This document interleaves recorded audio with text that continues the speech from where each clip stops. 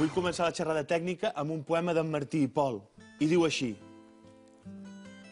Petites o crescudetes tiren més dues tetes que dues carretes.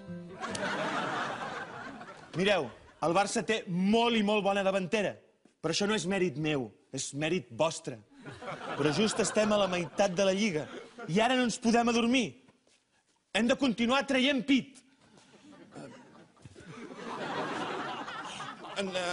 Vull dir que els jugadors han de continuar ben mentalitzats. I vosaltres, que sou les seves parelles, m'heu d'ajudar. Heu de vigilar que no es descentrin. Vindria a ser com si diguéssim que hem de fer un marcatge a l'home. Míster, jo si vol li puc marcar 2 jugadors. El meu sempre se'm tira a la piscina. Ah, és molt teatrero? No, és que sempre vol fer-ho a la piscina.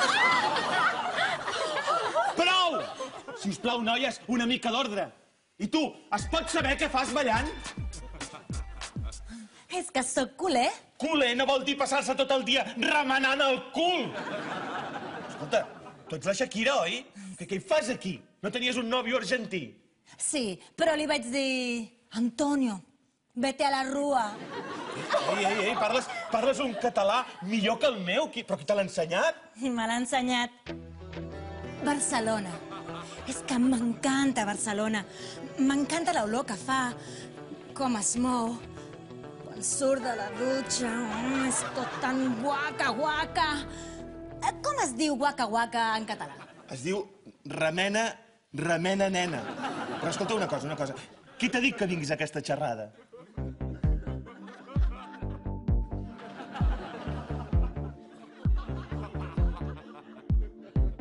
No me preguntes más a mí, si ya sabes cuál es la respuesta desde el momento en que lo vi. Sé a lo que voy, mordí el anzuelo y piqué. És un defensa quasi perfecte. Yo me vengo a vivir aquí Y me instalo hoy. Será cuestión de suerte y creo que empiezas a entender. Ja ho veig. Yo era del Barça antes de nacer. No m'ho crec. Tengo el presentimiento de que empieza la acción. Queda lliga, mitja lliga. Y las mujeres somos la mejor afición. Així continuarem sent els millors.